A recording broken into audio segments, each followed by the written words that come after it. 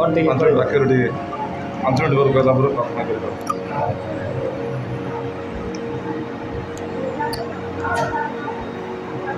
ଆଜିର ଦିନ ଆମମାନଙ୍କ ପାଇଁ ଏକ ଆନନ୍ଦ, କାରଣ ପ୍ରଭୁଙ୍କର ମହାନାମର ଧନ୍ୟବାଦ ହେଉ। ପ୍ରିୟ କେକେ ସିଂ ଶାଖା ମଣ୍ଡଳୀ ରହୁରୁ ମଣ୍ଡଳୀ ଭାବରେ ଗଠିତ ହୋଇ ଦୀର୍ଘ ବର୍ଷ ଆସୁ ଆସୁ ଆଜି ପାଳକ ନିର୍ବାଚିତ ହୋଇ ପାଳକଙ୍କର ଅଭିଷେକର ଦିନ ଅଟେ। ଅତି ଆନନ୍ଦର କଥା, କିନ୍ତୁ ଦୁଃଖ ଥିଲା 2008 ସାଲରେ ଯେଉଁ ପ୍ରକାର ଦୁଃଖ ହୋଇ ଗ୍ରାମଟି କେକେ ସିଂ ଗ୍ରାମଟି ଭାଙ୍ଗିଗଲା, ବହୁ ଦୁଃଖର କାରଣ। କିନ୍ତୁ ଯାହା ଘଟେ ଆମର ମଙ୍ଗଳ ପାଇଁ ପବିତ୍ର ବାଇବେଲ କୁହେ, ରୋମିଓ 8:28 ପଦରେ ଲେଖାଯାଏ, ଯାହା ଘଟେ ଆମର ମଙ୍ଗଳ ପାଇଁ। ଆଉ ଯାହାକି ସମୟ ଆସିଲା, ପ୍ରିୟ କେକେ ସିଂ ମଣ୍ଡଳୀ ଆସି 2ଟି ସ୍ଥାନରେ ବସତି କଲେ, ନ୍ୟୁ କେକେ ସିଂ ପୁଣି ଗ୍ରାମ କେକେ ସିଂ ମଣ୍ଡଳୀ ଭାବରେ ଏହି ସ୍ଥାନଟି ଆଜି ଏକ ପାଳକ ଅଭିଷେକ କାର୍ଯ୍ୟରେ ଆନନ୍ଦିତ। ନୂତନ ପାଳକକୁ ପ୍ରଭୁ ଯୋଗାଇଛନ୍ତି, ତାଙ୍କୁ ଅଭିଷେକ ଦିଆଯିବ। ଏହି ଉପଲକ୍ଷରେ ଆଜି ଆମର ଉତ୍କଳ ବାପ୍ଟିଷ୍ଟ ମଣ୍ଡଳୀ ସେମିନାରୀର ସମସ୍ତ କାର୍ଯ୍ୟ ସାଧକ ସଦସ୍ୟ, ଆତ୍ମୀୟ ବନ୍ଧୁ ସ୍ୱଜନ ସବୁ ଏକତ୍ରିତ ହେବାକୁ ଯାଉଛନ୍ତି ବା ଏକତ୍ରିତ ହେଲେଣି। ଆଉ ସେ ଉଦ୍ଦେଶ୍ୟରେ ଆମେ ବି ଆସିଛୁ। ଆସୁ ଆସୁ ଏ ପରିବାର ମଧ୍ୟରେ ଆମେ ସୁନ୍ଦର ଆତିଥ୍ୟ ଆନନ୍ଦ ପାଇଛୁ। ଆଉ ପରିବାର ଦ୍ୱାରା ଆମେ ବହୁତ ପ୍ରଭୁଙ୍କର ଧନ୍ୟବାଦ ଦେବା, କାରଣ ଯେଉଁ ଆତିଥ୍ୟ ଆମ ପାଇଁ ଦେଖାଉଛନ୍ତି ପ୍ରଭୁଙ୍କ ଅନୁଗ୍ରହରୁ। ପରିବାରକୁ ପ୍ରଭୁ, ପରିଜନକୁ ଆଉ ଏ ଗୃହର ନାତି ନାତୁଣୀ ବନ୍ଧୁ ପରିଜନ ସମସ୍ତଙ୍କୁ ପ୍ରଭୁ ଆଶୀର୍ବାଦ କରନ୍ତୁ। ପ୍ରାର୍ଥନା କରିବା। ସ୍ୱର୍ଗୀୟ ପିତା, ତୁମ ଆଶ୍ଚର୍ଯ୍ୟ ନାମର ଧନ୍ୟବାଦ କରୁଛୁ।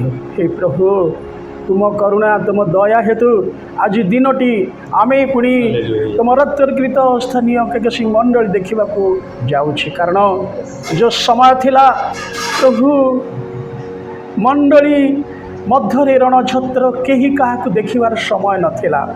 କିନ୍ତୁ ପ୍ରଭୁ, ତୁମର ଯୋଜନା ଆଶ୍ଚର୍ଯ୍ୟ। କାହିଁକି ଏସବୁ ଘଟିଲା ପ୍ରଭୁ? ଆଜି ଦିନଟି ସେହି ଦିନ, ଆନନ୍ଦର ଦିନ, ପୂର୍ଣ୍ଣତାର ଦିନ। ତୁମର ଯୋଜନା ପ୍ରଭୁ, ସ୍ଥାନୀୟ ମଣ୍ଡଳୀରେ ପାଳକ ଅଭିଷେକ ହେବାର କାର୍ଯ୍ୟକ୍ରମ ରହିଛି। ପ୍ରଭୁ, ତୁମକୁ ଧନ୍ୟବାଦ କରୁଛୁ ତୁମର ଯୋଜନା ପାଇଁ, ତୁମର ସଂକଳ୍ପ ପାଇଁ, ତୁମର ସକଳ କାର୍ଯ୍ୟ ପାଇଁ। ବିଶେଷ କରି ସ୍ଥାନୀୟ ମଣ୍ଡଳୀରେ କମ୍ ସଂଖ୍ୟାରେ ଘର ଥିଲେ ବି ପ୍ରଭୁ, ଆଜି ଏହି ମହତ୍ କାର୍ଯ୍ୟ କରିବା ପାଇଁ ପ୍ରଭୁ ସେମାନେ ପ୍ରଭୁ ହସ୍ତ ଉଠାଇଛନ୍ତି। ପ୍ରଭୁ, ପ୍ରତ୍ୟେକ ପରିବାରକୁ ଆଶୀର୍ବାଦ କର। ଆଜିର ବାଳକୀୟ ଅଭିଷେକ କାର୍ଯ୍ୟ ଆରମ୍ଭରୁ ସମାପ୍ତି ପର୍ଯ୍ୟନ୍ତ ଏତେ ବ୍ୟୟ ହେବ ପ୍ରଭୁ, ତୁମେ ଜିହ୍ୱାରେ ତୁମେ ଯୋଗାଏ ସକଳ କର୍ମ କରିବା ପାଇଁ ସାମର୍ଥ୍ୟ ହେବାକୁ ଦିଅ। ପ୍ରିୟ ପରିବାରକୁ ତୁମ ପାଦ ତଳେ ରଖୁଛୁ। ଏ ପ୍ରିୟ ପରିବାର, ଏଥି ନିମନ୍ତେ ଯେତେ ଆତ୍ମୀୟ ବନ୍ଧୁମାନେ ଯେତେ ଆସୁଛନ୍ତି ଆଣି ପ୍ରଭୁ ଗୃହରେ ଆତିଥ୍ୟ, ଖାଦ୍ୟ, ଜଳଯୋଗ ସମସ୍ତ ପ୍ରକାର ଆତିଥ୍ୟର ସେମାନେ ବ୍ରତୀ ଅଛନ୍ତି। ହେ ପ୍ରଭୁ, ଆତିଥ୍ୟ ସତ୍କାର ଏକ ବିଶେଷ ଆଶୀର୍ବାଦର କାରଣ। ପ୍ରଭୁ, ପ୍ରଧାନ କାର୍ଯ୍ୟ ପ୍ରଭୁ, ଏ ପରିବାର ତୁମ ଲୋକମାନଙ୍କ ପାଇଁ ଏତେ ବ୍ୟାକୁଳ।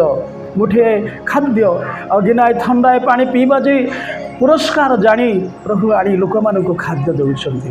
ପ୍ରିୟ ପରିବାର, ଏତେ ପ୍ରଭୁ ଆତିଥ୍ୟ ବିଷୟରେ ପ୍ରଭୁ ସେମାନେ ଆଗ୍ରହ। ତୁମର ଅନୁଗ୍ରହ ଦୟା ହେତୁ ତୁମେ ଏ ସକଳ ଜ୍ଞାନ ବୁଦ୍ଧି ଦେଇଛ, ଏ ସକଳ ଆଶୀର୍ବାଦ ଦେଇଛ, ସେଥିପାଇଁ ଧନ୍ୟବାଦ ଦେଉଛୁ।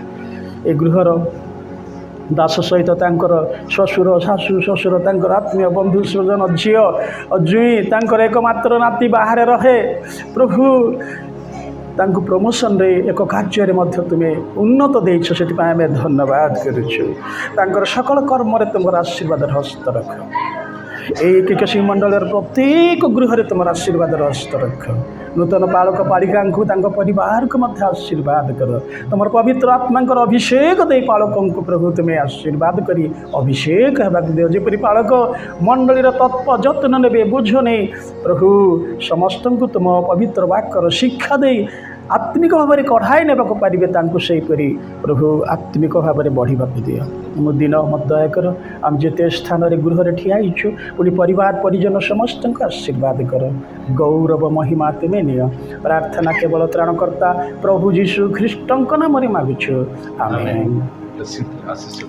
पिता परमेश्वर तुमर अतुलनीय प्रेम पुत्र परमेश्वर प्रभु जीशु तुमर अनुग्रह दया धर्मात्मा परमेश्वर तुमर स्वर्गीय शांति शांति शांति यही गृह परिवार परिजन आत्मीय स्वजन शाशु शशुर आत्मीय बंधु परिजन पुणी बाहर थिबा पुत्र प्रति वर्तमान सदाकाल संगे संगे हेतु आमेन। समस्त